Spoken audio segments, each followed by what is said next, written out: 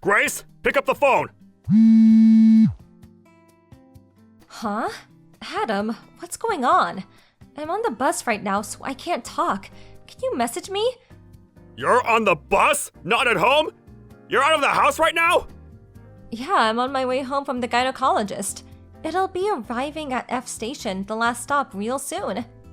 No, you can't go to the train station! Abort! Abort! You have to get off the bus now! Huh? Pull the stop cord! Have the driver stop where you are now and get off as soon as possible! After that, you need to escape to your parents' house! Huh? My parents' house? Escape?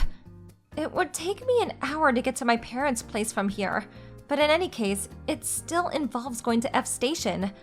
No, you can't get on the train!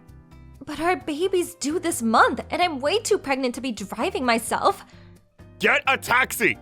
What? I don't have anywhere near enough money in my purse to afford a taxi journey that far. Leave it to me. I'm gonna call your parents. I'll tell them to expect you, have them pay the fare, then give them back the money myself later. Please, Grace, you have to listen to me! But Adam, you said escape. What does that mean? Why are you in such a panic? You're scaring me, babe. My mom found our new address! What? I got a call from my brother.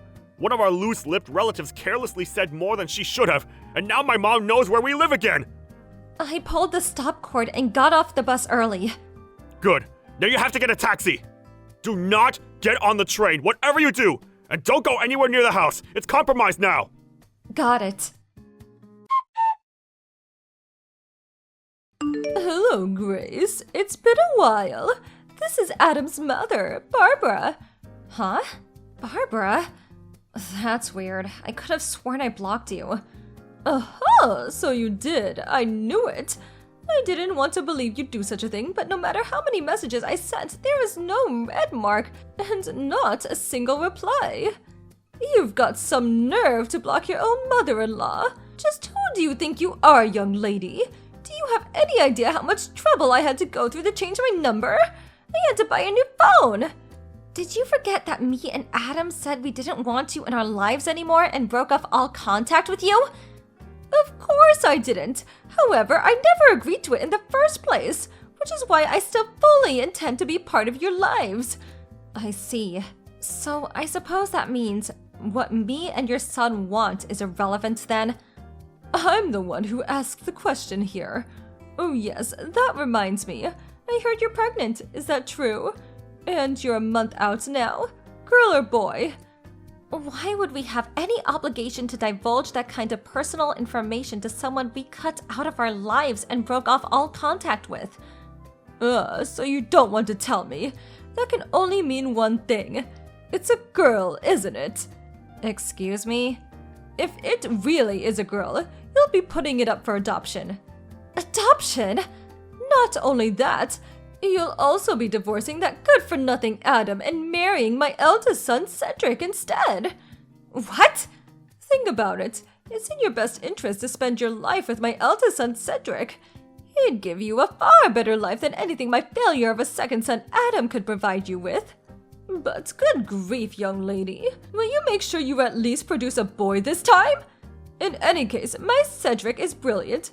So, it'll most likely be a boy if he's the dad anyway. What the hell are you talking about, Barbara? You're nuts! A baby's gender isn't exactly something you can control, is it? Besides, I'm Adam's wife. Why would I marry Cedric? I don't need to listen to the misinformed whining of a lowly bride. Know your place in this family. Anyway, I'm on the train at the moment. I'm on my way to see you as we speak. I'll be at your house before long, so the three of us are going to be reunited very soon. I'll be living with you until the birth. While I'm there, we'll be making the preparations for the divorce with Adam and your subsequent remarriage with my brilliant Cedric. This conversation went so far off the deep end, I don't even know what to say anymore. That's fine. Your input isn't required. All you have to do is obey me, your mother-in-law, your superior, and the matriarch of this family. Be a good girl for me, okay, Grace? We'll be speaking again soon. Adam, I'm in the taxi now. Grace! Are you okay? Yeah, I'm fine. I managed to dip out of the office early, so I'm on my way to your parents' house myself now, too.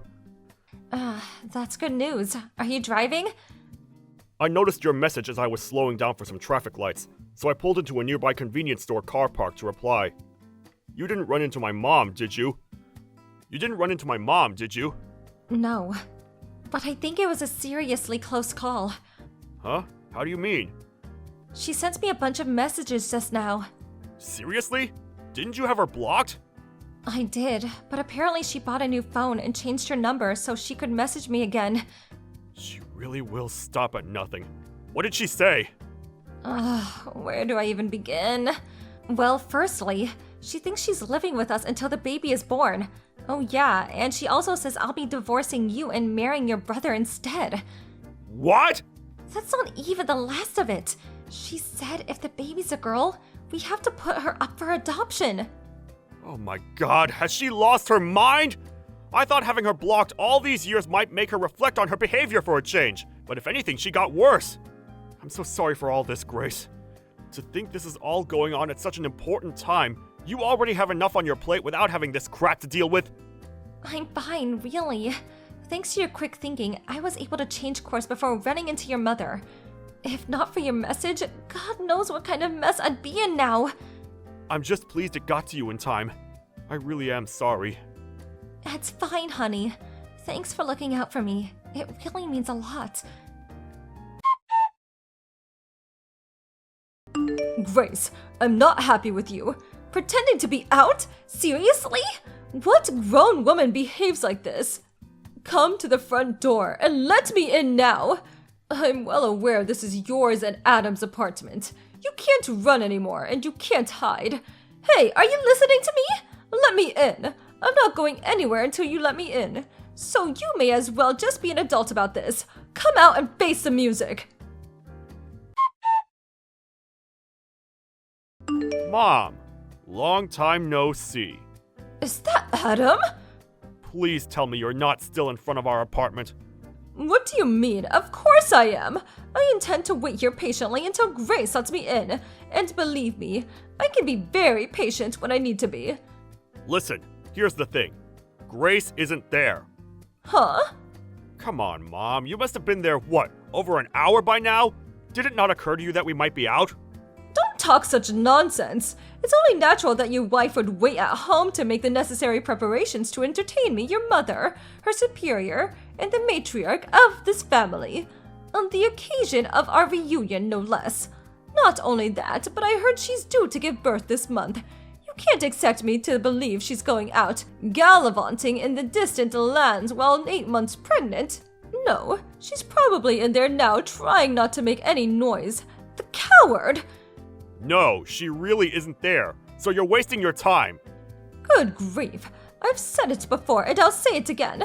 That girl needs to have more awareness of her duties as a wife if she's going to be part of the family. She needs to be retrained when she marries Cedric.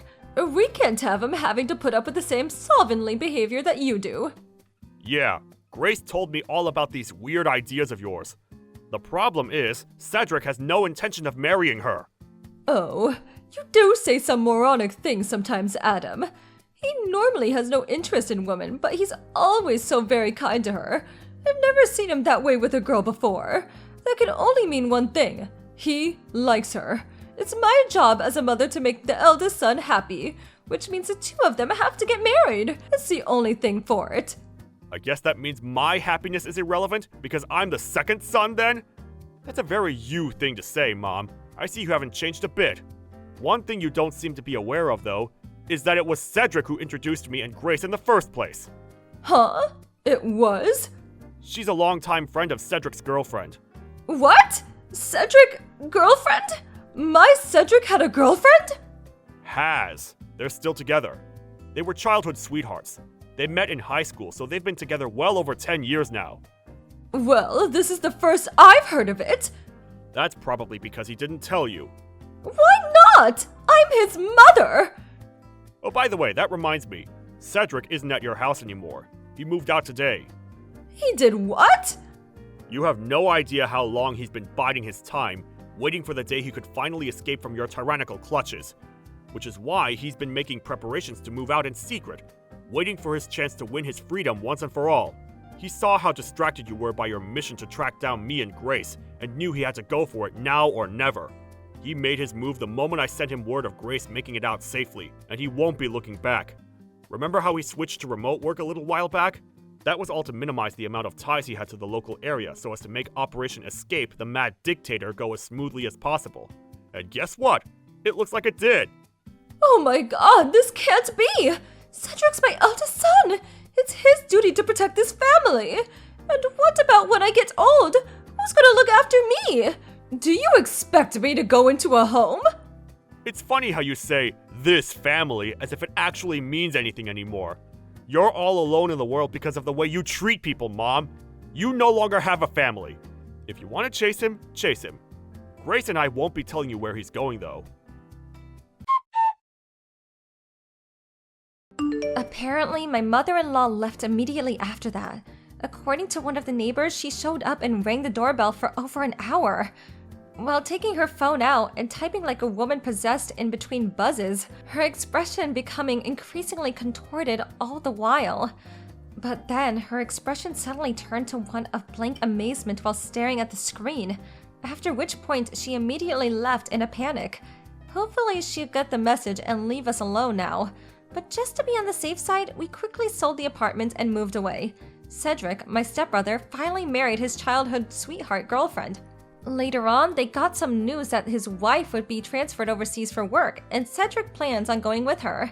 That was the story of my mother-in-law, whose attitude towards her family was so despicable she got disowned by her own sons. With my father-in-law no longer with us, it's basically guaranteed that she'll be spending her retirement alone now. I can't deny that I do feel a little sorry for her about that, but since she still poses just as much of a threat to our family as ever, it can't be helped. Me and Adam definitely have no intention of helping her after everything she did to us. Thank you for watching. Please subscribe and hit the like button. See you next time.